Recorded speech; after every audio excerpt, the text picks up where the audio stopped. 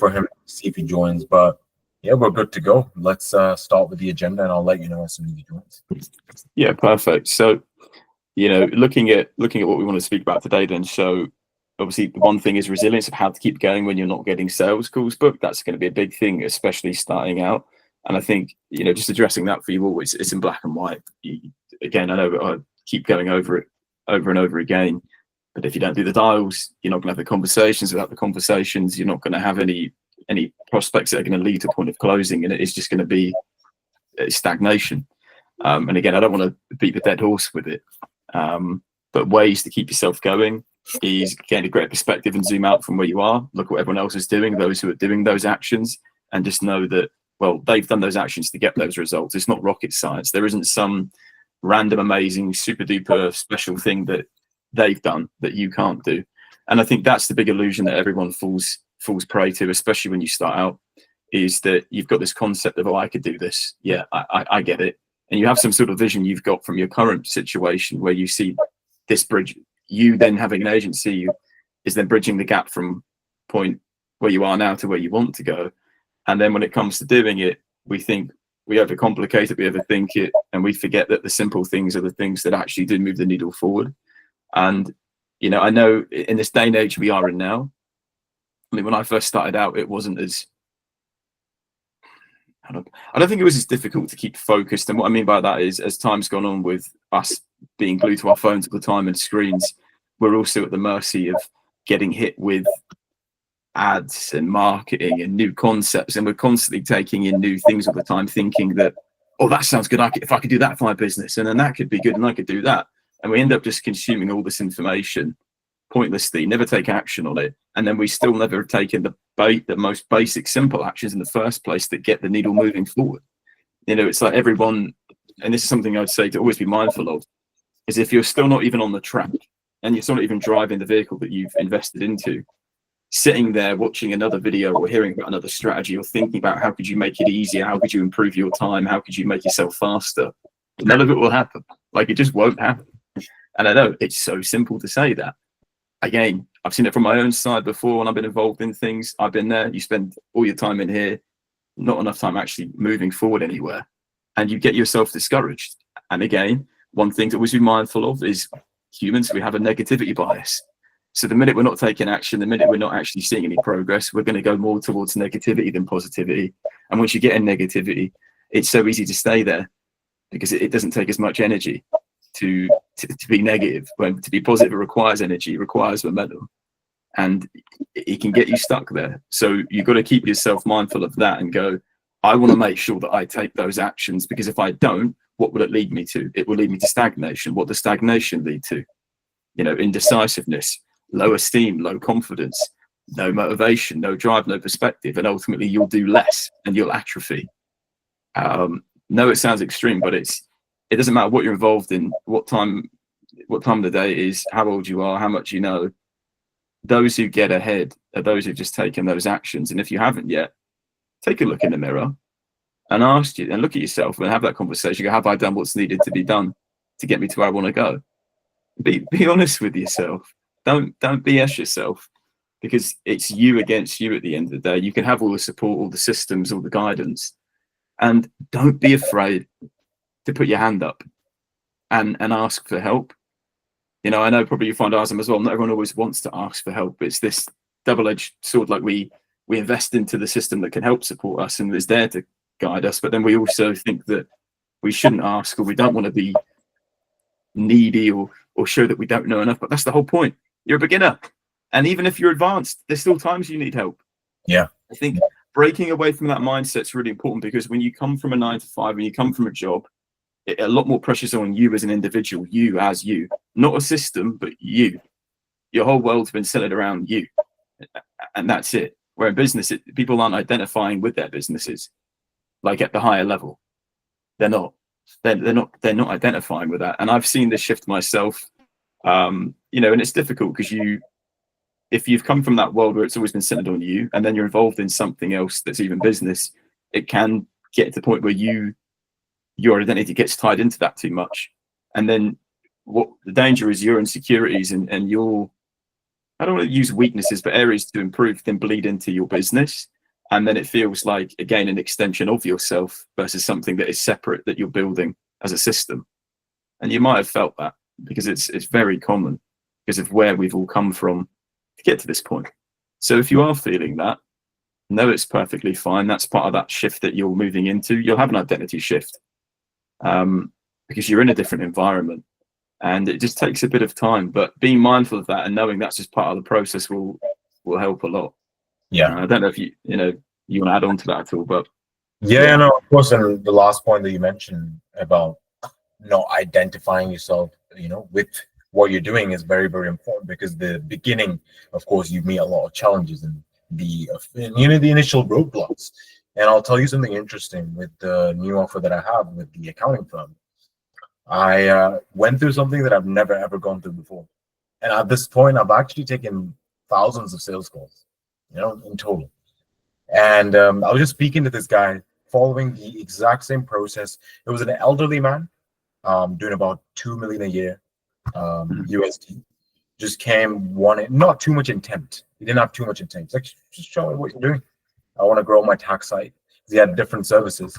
And I was just going through my normal process. And so basically, I take people through a triage process, kind of want to get to understand where they're at, 2-3 questions, and then what the program that I'm in that's helping me scale. He said with the agency offer, do a 2-call close, meaning give them the opportunity to go through the website because they're coming from direct lead form, book call, and then speaking to me. So give them a bit more room to go through the website and the VSL that I have. But long story short, the guy hadn't gone through the VSL, so I was like, why should I do the proper structure of the call? So I went through the initial bit of the call, 10-15 minutes, asked him a couple of questions. Where he's at, what he needs, what are the big bottlenecks, what's stopping him, a couple of key questions like that. I said, okay, now let's book in another call, go through this website, we'll break down the process. And as soon as I said that, this guy came with rage, like attacked me right that second out of nowhere. He was like, don't give me this bull crap. And he said much worse words, but don't waste my time. It's tax season. I was like, where did that come from? I've never, ever gone through that before. But in that moment, I was like, okay, calm down. As I was responding, the guy just ends the call and leaves. Never happens. This has never, ever happened before. So point of me telling this to you guys is, number one, okay, don't worry. This probably won't happen to you. It's very, very rare, like very, very rare. Point number two is I'm going through the same stuff as well. And what I did on my next call, forget about that, move on to the next time, follow the process because I know it works. And then guess what? It worked for the next prospect. So point of me telling you that is these things will happen. You'll find new things happen to you. Don't worry about it. Don't attach yourself to that. It's just something that you're learning as part of the process. And one good thing that I did after that, I was like, okay, how can I learn from this? What actually happened there? I learned that maybe I should give a bit more of a detailed explanation before I ask those questions. So I added that one thing. I made kind of a structure, or let's say script, to explain the firm flow AI process slightly. And then now for my next calls, I'm using that. So just a slight tweak, learning from what happened, moving forward, forget about the negative, and just follow the structure. I really hope this helped you guys because I am literally going through the exact same stuff that I'm teaching you guys, just for the sake of authenticity and making sure that what I am doing myself, I'm also teaching you and I can relate with every single one of you while I'm doing it as well. Do you have questions about what I've just said, guys? Do you have any questions? Drop a 1 in the chat if it actually made sense, 2 if it didn't. Because I'm curious. The worst thing is speaking and no one understands what you said. So please drop a 1 in the chat if you did understand what I said. All right, perfect. I see 1's coming in. Can you share what you added? Yeah, so basically what I added was basically at the beginning of the call, I went straight from relationship building to questions. What I added was a brief explanation. So the brief explanation that I added, and I'll read this off for you guys to explain the process. So I say, okay, after first step, relationship building. Number 2 is what made you book in a call. Get a sense of their intent. Ryan's taught me this. Get a sense of their intent, where they're at. And again, one thing that doesn't allow me to worry about prospects like that is because he didn't have intent, meaning he didn't have that desire. or that intrigue. Meaning, if you have even the slightest intent and you need something or you want something to happen, you don't just all of a sudden become a psycho if you don't like something. It's basically, he was a very low intent person. He was just there just to see what I'm doing. And one thing that made him angry, he just retaliated. But anyway, here's what I added. So this is just a brief explanation on how I say this isn't just any type of normal Facebook ads. I say the way we help firms grow isn't by just suggesting a new way to get referrals, networking events, cold outreach, or ineffective Facebook or Google ad strategies. Do you remember a couple of years back when ChatGPT came out, and now slowly AI is incorporated into literally everything they use on a daily basis? The answer is simply yes. You can't say no, right? And then what I say is AI has the power to learn from data, human behavior, and to make it even smarter every single time we feed the data in. Meaning that we're going to combine our experience of 10 million plus that we've generated for all of our clients, this is my media buyer, and then including that and combining the power of AI to guarantee you 15 premium clients within the next 90 days. And of course, we can go into much more detail later on, but does that generally make sense? And they say yes. And then I asked them the questions. That's what I added.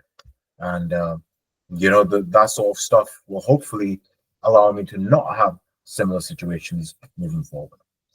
But yeah, Ryan, also Bahram, the brother that got a client this week, has joined. So just want to take 2 to 3 minutes just to expand on what his advice would be to everyone here in the call.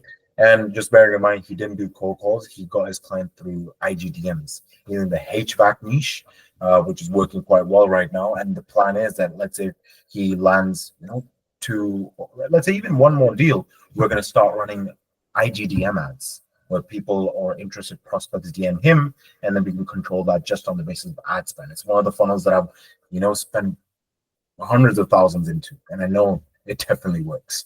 So Bahram, like, what sort of advice do you have, bro, with mindset? Because this was your first sales call, $1,500 client closed, and so you're doing pretty well. Like, what mindset advice do you have? And with regards to outbounds as well, I know you're following the structure exactly as it is, doing the follow-ups, all that stuff. So just a bit of advice for everyone here.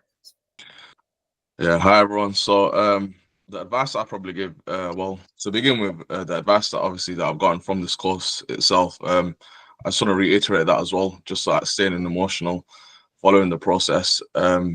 Myself as well, obviously getting that client, I think now I've just done over 200 DMs altogether, just over that. And like when I was speaking to obviously Moise, he's also on this course as well.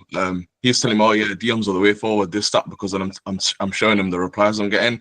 But when you look at the bigger picture, out of those 200, there's less than 10 have actually even responded.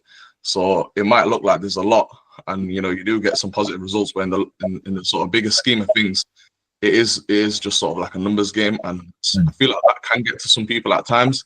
But yeah, it's just like you've just got to literally keep sticking at it. And like I've got some prospects, obviously, they'll reply, you'll send them Loom videos, but that like even as much follow-ups as you do, you don't get a response out of them. And then, for example, that one client that I did land, he actually literally only responded and booked the sales call on the last follow-up that I did. So I had to literally do the whole process and follow up after follow up, and that last follow up actually prompted him to, he was just told me, look, I've been busy, let's jump on a sales call, and then that actually landed my first client. Yeah. So it's follow-ups are very, very important. People are busy, people are lazy, people maybe just aren't interested in that moment. But if you do follow up, finish the seven follow-up sequence, they will respond. The people that want to, that have the high intent. And this is only temporary. This is only up until you get your first 1 or 2 clients. After that, the interested people will be DMing you. That's where we run the DM ads, where I don't know, some of you might have initiated the first conversation with me through IG, where you initially DM'd me. And that was a DM ad, where you saw something you liked, you DM'd me, started the conversation. And just to let you know, the person that you were speaking to on the DM wasn't me. It's called an appointment setter. And the appointment setter books in a call with me or the closing. So that's how it generally would work. So step number 1, create a structure. where you're able to close or get some sort of proof of concept through DMs or any funnel, then we start running ads. Once we start running ads, let's say, for example, if it's a simple lead format, then we do the calling part through a VA, and the VA does the form to book call. Or if it's a IGDM funnel, then we have a appointment setter who gets commissions on it. And then the closing part, you do that until you get to, let's say, 10, 15, or even let's say ideally 20K a month. So then the closer can take a slightly decent paycheck of 10, 15, or even 20% of commissions. That's generally how you get to a point of a completely automated agency. That's the goal. But yeah, Bahram, did that give you a bit more clarity on what we're planning on doing as well? Yeah, definitely. Just looking forward to it. Yeah, 100%. So one more close, and that gives us enough money to put into IGTM ads, hire a setter, then a closer, then everything's automated. Did that make sense, everyone? Any questions?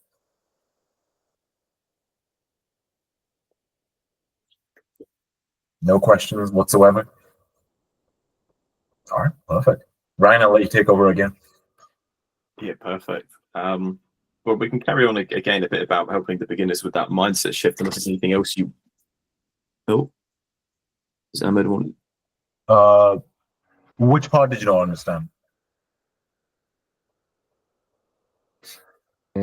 About the DMs, like a follow-up, stuff like that. Yeah. So if you go on project 2, you'll see Instagram funnel, and on there I've explained how to do the DMs and how to do the follow-ups, etc. Does that make sense? Yeah, thank you. I think powerful stuff that you've done in achieving the DMs. And again, we'll take a bit of a lesson there and break that down a bit then into, again, persistency and why it's really important within this business model. You think about the barrier to entry for everyone to just say they've got an agency, right? People get messaged all the time, and you want to work with people that are like-minded. You want to work with people that share the sort of similar energy that you've got. And again, the more persistent you are, the more reliable you become. The more reliable you are, the more people want to work with you. It just creates more of that momentum for you. Where if you just do one message and expect it to come back to you and give you the full payday, it's actually a really arrogant way of looking at it. Because why should they give a monkeys about what you've got if you're just thinking that one message is going to solve all your problems? Now, if you're really good at copywriting, it might be. But when you're getting going, it's not going to be the case. And again, that persistency, well, that person, the other side, who's another human being like you, like I said, sometimes they get lazy, sometimes they get distracted, sometimes the message you sent just doesn't hit. They might not have even seen it. And I think the big thing is to take that pressure off and just know that you do that follow-up process. There's enough time in between where people are going to go and see it and consider it, ponder it to the point where they then can take action. And that's just, again, the cycle of it. And when you think about it, how difficult really is that? Like, you might have to type a message out, hit send, but you know the alternative of what it is to do a job and how labor intensive it is to get a payday. The payday follow-ups is exponential. And again, just see that's a reflection of your business. The more they view your business in a positive light, the easier it is to then work with you, have a conversation with you, and you build more trust. So it then becomes super easy when you get on a conversation on the phone or a Zoom call. They've already thought about it, haven't they? You've given them enough information. You make your life easier by doing the follow-up. It makes life so much easier. You then get grand slams and easy deals across the line because you've warmed them up. So just look at that way as well. You're just warming them up to a winning solution. And why would they not want to take it once they understand it? It's just knowing that life is going to happen. Doesn't matter what's going on. Stuff's going to happen in between where they're going to have to divert their focus. But if you keep showing up, who are they going to notice? That they're going to keep noticing you. Your name's going to keep coming up. Your business is going to keep coming up. Eventually it gets in here. So when they got that problem, when they got the time to address it, they're going to be back on with you straight away. And that's just always a thing to remember. The more you're in their mind, the easier it is for them to then direct their energy back towards you and get on a call and consider what you've got. But if you go ghost, you think, oh, I've sent a message this week. I'll wait a few more weeks. I'll wait another. Never happen. This online world moves so fast at the same time that you've got to just keep consistent with that. And it does pay off, as we've seen. 200 DMs, you got the deal. Someone else is going to have that story next week if they just do the numbers. So again, well done on that. You know what's interesting with ads? Um, you do something called retargeting ads. So, meaning with the IGDM that we currently run, for example, you engage with that, or maybe you look at the ad and then visit the profile. Then you basically get signed up to a retargeting campaign, which we run. I don't really focus too much on it. I used to. But anyway, for Bahram situation, for example, if we run DM ads, they DM you at the time it's not the right fit. We'll then eventually start running retargeting ads, meaning if they engage in any sort of way with your ad, they will constantly, every time they're on Instagram, they will see your ad over and over again. Not the same one, they could do, but another specific one that knows that they're already kind of warmed up, but it just allows them to see your face over and over again so that when the right time comes, they're like, okay, I know this guy. Let's just shoot him a message again. And there you go. They become clients. So later on, ads really do the work for you. But right now, again, it's either effort or money. Right now, we're trying to make sure that we can maximize our effort so then we can just rely on money. Yeah, and I think that's a fun way to look at it, because you can, again, I know we've got different upbringings, different mindsets and things, but the way to sort of gamify that initial starting stage to look at how it can accelerate you, because of what Arzam said, once you get to the point where you can invest capital into ads and you can have these systems that start doing that work for you, that again should be that driver to know that, okay, let's set myself a time frame of 6 weeks, 5 weeks, 4 weeks, whatever it is, to dedicate to do those numbers day in, day out, knowing the quicker I do that, the quicker I get the money to reinvest, to then remove myself from that. If not, you've then got to look at the reality of, well, how long is it going to take for you to save up that money with doing what you're currently doing, with all the expenses you've currently got, with the current way of life you're currently living? And you've got to sometimes just sit down with yourself and look at that in black and white, because it ain't going to magically puff out of thin air.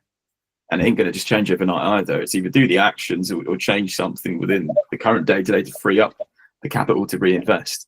And again, that's where it should just be fun, because you can see what everyone else is reaping the benefits of. And the minute you've got that system in place, you can have that ideal that you were going for in the first place, to have more of time freedom, to have leverage of systems. And it really isn't that far away. You know, I don't want any of you guys thinking it's years away. As we've seen, people can join them within a matter of weeks. They're already in that position. Yes, they've done the work. That's the caveat. They didn't just wake up overnight with it. They did the work. And there's nothing stopping you from going above and beyond what the KPIs say. Use it as a challenge. Prove something to yourself. They're just a benchmark that you go off that are like a sure thing. But if you go, you know what, that's not exciting enough for me, I want to double that, I want to 2x that, go and do that. Prove something to yourself if that's what is needed to get you in that state of doing it. But ultimately, yeah, if you just look at the black and white of it, don't take the actions, there's no input going in. With no input, there's no output. And if it just stays in here, it will not exist in this realm that you need it to. So just see yourself as that person that does those actions, not the past self that wouldn't have done those things. And you'll see just how far you go when you apply that. And ignore the feelings, ignore the doubt. You're gonna, you know, don't expect to be 100% motivation day in, day out with these things. And don't expect to be 100% confident every time you do it. But just remember, the other person on the side of the phone doesn't know you. They don't know your life. They don't know what's going on in your head. And equally, they've got their own life going on. All you got to do is just meet everyone with the right attitude, a positive attitude. Follow your process. Know that even based on the KPIs that Arzam's given you, that you cannot fail. And then you have to go, okay, if you really realize that, you've then got to have that conversation with yourself and go, enough is enough. If I'm currently at 97% or 98% with my decision made, I'm going to do it. Go the full 100 and actually do it fully. Don't have any little doubt and any sort of side things that you're contemplating, because again, with all that contemplation, nothing actually takes place. Just dedicate and focus on hitting those numbers, and you'll look back, and I promise you, it will be an entire different reality for all of you, and you'll be where you want to be. As scary as it might be, it might look like the unknown for you, but as we've seen for everyone else that's already done it, they've embraced that and they've got to the other side, and you can follow that exact path. There's nothing different. So just keep that in mind. You know what I do every single year, and I take Ramadan as this point where I remind myself I need to do it. We just go back to the fundamentals and the basics because we get too caught up into complexity and fancy things. But something I do every single Ramadan um, is go to the very first course that I invested into. Although anything about that program when it comes to the practical action steps was not good, the only thing that was world class was the mindset stuff. And I actually go through it every single year. And I was just going through it again yesterday. And again, it just talks about the very key basics. A season of misbalance. Forget about balance. Forget about, I need to watch TV. I need to go through a TikTok just to rejuvenate myself or relax myself or family time. This time. I'm not saying all that stuff isn't important. It's just knowing that this is a season of misbalance. To change your life in a drastically short amount of time, you're going to have to take drastic actions, which is a season of misbalance. So just accepting that will be very, very intense at the beginning. You just have to accept that. Remove all the noise. And then number two, what you said was removing all the drama. Our brain, it works. It just basically, there's a limited amount of attention that it can actually give to things. And what ads and different drama that might be going on with your friends or family, or he did this or she did that, or news, or this happened, that happened. It opens loops in your brain, a question mark. And your brain wants to close those loops. And the more you open the loops for different things, that just takes away the attention that you could just put on what is actually important in life and focus more on that, focusing more of your RAM, the RAM that your brain has, on that specific thing that will actually change your life than stupid things that just come about randomly. So just going back to the basics, and I reminded myself, forget about the noise. Do not look at news. Do not look at stupid things. I do not answer calls randomly. No, absolutely no one is allowed to call me whenever they want. Because that's like saying, and I know you guys might be thinking, well, didn't no one can call you? Yes, because it just basically means to me that whenever you like, you can take away my attention and open that loop from what I'm actually doing. So it takes hyper intentionality with your actions daily to actually move forward. And you need energy for that. You need focus for that to move forward. And what I mean by that, hyper intentionality means always asking yourself that question: what could I be doing forward? Just for this one season in life, to get through the process of setting things up. And after that, things get relatively easier, not completely easy, but relatively easy. But it just takes that season of complete misbalance. And what I'll end off with one thing that Myron Golden, which Ryan and I listen to and respect a lot, he says, and he's 62. He doesn't care. He just says it what it is, right? He says, you're broke and you're watching a movie. You're broke and you're watching a movie. Let that sink in. And he says it in a brutal way where it makes you think, what am I doing? And it's not just movie. Like, you're broke and you're scrolling through TikTok. Forget about all that stuff for now. Just for one season. I really hope this sinks for you guys. Like, I really, really hope it sinks in. Because I don't scroll through TikTok. I don't watch silly things. And it's not because I'm boring or I just don't have an intrigue for that. I don't know why, but I just don't. Because I really believe in intentionality, having hyper intentionality on the things that you want to do. I really hope this helps you guys. Really have a great week moving forward. It's the last 10 nights. And Ryan, I think we'll have our Saturday group call next week. And after that, will be Eid, meaning celebration of us having fasted. So it's almost a whole month gone. But yeah, we'll see all of you next week. Work as much as you possibly can, also bearing in mind it's the last 10 nights. So of course, worship is very important, but 45 minutes to an hour isn't that big of a deal. So get it done, hit the KPIs, so we're in a very, very good position when April starts. Anything that you'd like to end off with, Ryan? I think, like you said, keep a good sense of intentionality. Carry that sense of intention every day with what you're looking to do each day, because that's the one thing that you can control.